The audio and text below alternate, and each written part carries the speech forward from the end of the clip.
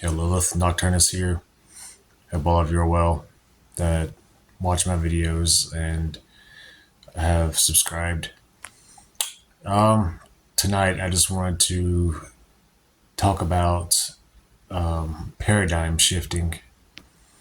If you have listened to my books, Gates of Lucifer, Flames of Flarios, Grimoire Generator of Satan, or Blotting Out the Tyrant, you'll notice that each one pertains to a certain paradigm or current of energy.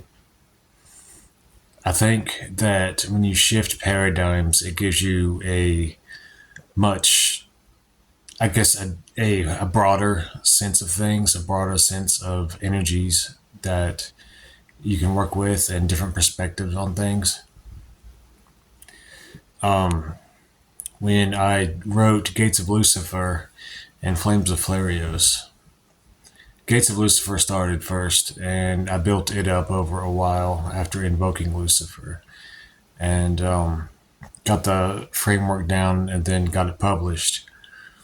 And Flames of Flarios came about afterwards. My original plan was to stick with the demonolatry path for a bit and write books for the other two demonic forces concerning the elements, like Leviathan and Belial. I was going to write books dedicated to them, channel information from them. But I had disagreements with the demonolatry community because my work tended to be darker and more sinister and predatory. And it seemed like most of the demonolators that I spoke with, it seemed to be Christianity, but putting demon names there instead, of, say, working with Jesus or, all that. Basically the same morality codes, and just, the difference being using ends and then praying to the demonic kind of deal. And also the way I saw the demonic was different than the way they did. And what I was experiencing was completely different than what a lot of them experienced. So I broke away from demonolatry after a while, because also I felt that there were more potent forms of, I guess you'd say, ritual work and ways to interact with these beings and forces in a lot more psychodramatic and intense way than what demonolatry was putting forth. Later on, I found out that the history of demonolatry itself was kind of dubious. Like Richard Ducante, I tried to do some history, like search him up on like Ancestry.com and stuff, and I couldn't find anyone with that name. It just seemed a lot of it was fabricated, and that kind of made me feel a bit disillusioned with the whole demonolatry path. For blotting out the tyrant, I had what first got me into different forms of theistic Satanism was I was looking up stuff online, and I came across the Joy of Satan website back in the day, and I really enjoyed the designs of everything that they had up on there. And early on, it did seem like that the leader of the group was in contact with some really powerful spiritual force, a manifestation of Satan or some demonic being. They equated Satan with Enki, the Sumerian god. And I really liked the chakra work that they had there, the meditation programs, and the ritual work they have on their site. And I dove into that for a while, and then I started seeing the thing a lot of people had an issue with their leader's husband is who influenced the addition of the Nazism and how they depicted a lot of the demons as being blonde haired, blue eyed, and all that. And like, that just got me thinking, about all that. And I was wondering the authenticity of these experiences that they were talking about with these demons. And I have had success using their form of demon evocation, of summoning, going through Satan, to evoke them to visible appearance and stuff. And yeah, the Join Hell's Army section of the site, I really jived with for a bit. I felt a calling in my spirit to dive into that, because I thought, maybe I could share some of my knowledge about spiritual warfare with these people, and it could help them really push things through, and get things manifested and things changing how they wanted, and how I wanted. And so I wrote Blotting Out the Tyrant, and I self-published it for a bit. And I went up on the Joy of Satan groups, and to this day, I honestly wish I hadn't, because it. Well, actually, I'm kind of glad I did, but it was very disappointing because a lot of the people there, it seemed like they were really timid to try anything, fearful of any backlash, and it was like what the leader says goes.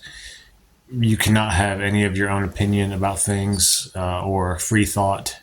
It seems like that's stifled, and I was like, damn, they fell into the whole cult mentality of worshiping the leader, basically, it seemed like.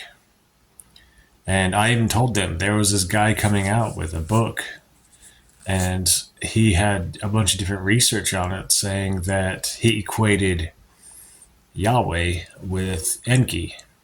And I was like, this is completely bashing y'all's paradigm, and y'all didn't even know it existed. But I somehow came across this guy on Facebook who talked to me, and he told me about his book that was coming out, and that's what it was. And I got a little bit more info into it, or talked to him about it more, and he said that he may be Marduk instead.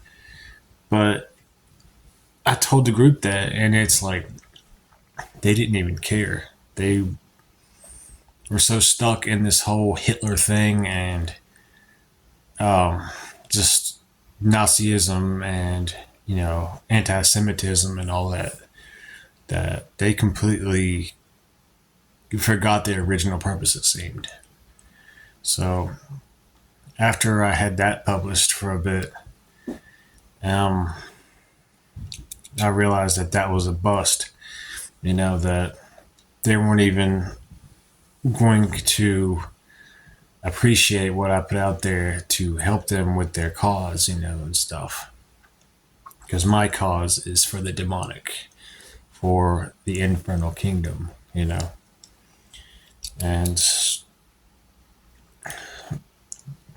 go forth a few years down the road, and I decided to take a break from everything for a bit. So I did. And get my head straight, I guess you would say.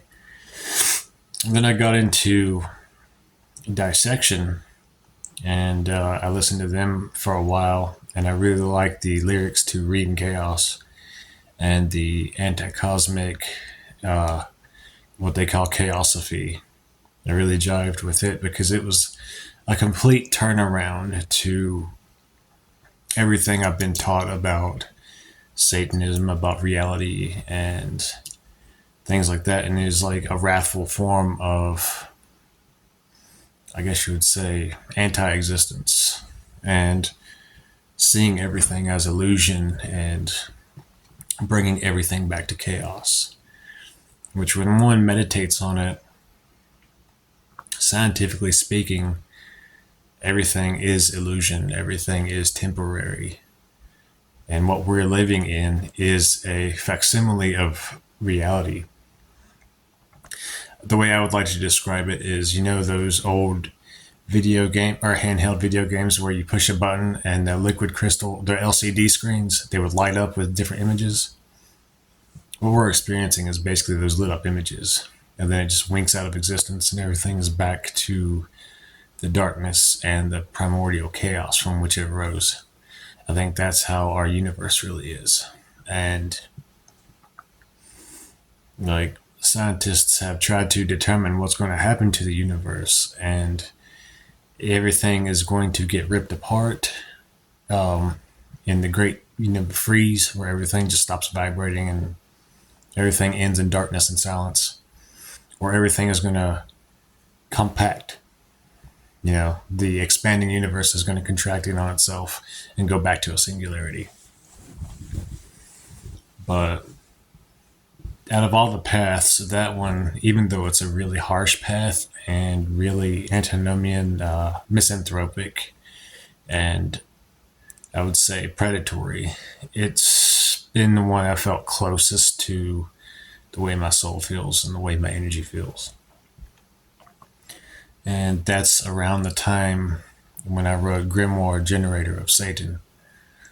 And I created the rights for that, going on the influence of what Satan taught me when I invoked him for 7 nights, as a sort of key to the abyss for those who are looking to unlock that inner potential and inner, I guess you would say, gnosis that they're not getting in books, so they can do it themselves. That's why that book seems so different than the others, because it just came straight from the soul, I guess you would say, not really clinging on to a certain paradigm, but I wanted something that was completely different and something that would have the potential to open up like a myriad forms of gnosis for everyone. Like the way I've always described Satan to people when I actually thought about it and meditated on it for a while is it's like a black diamond. You'll talk to different Satanists who follow different spiritual pantheons, different spiritual paths, and they'll describe Satan differently with different energies and different currents. That's because it's like looking at a black diamond and shining light through it. Then you see a certain pattern. You turn that diamond. You see another pattern. Turn it again. You see another pattern. You turn it on its head. You see something completely different. All those descriptions will be completely different reports, but it's still the same black diamond. That's how I see Satan. That's why you have these, what I would like to call white lighter forms of Satanism, where it's, as I said, Christianity, but with Satan in place of the Christian God. And you have the spiritual Satanists, which are kind of up there with the lighter side of things. And then you have the darker forms of Satanism, like reverse Christianity or evil worship. Then you have the darkest form, which would be Anticosmic Satanism. And I just wanted to discuss a bit about, like I said, it's okay to shift paradigms and explore different things. I think it's really good, and it'll help you develop as an occultist, as a person, and see things from a multifaceted perspective instead of just one pointed view of everything. Because when you turn that diamond, you'll see the beauty that is that diamond, and you won't just see a one or a two-dimensional plane of it. And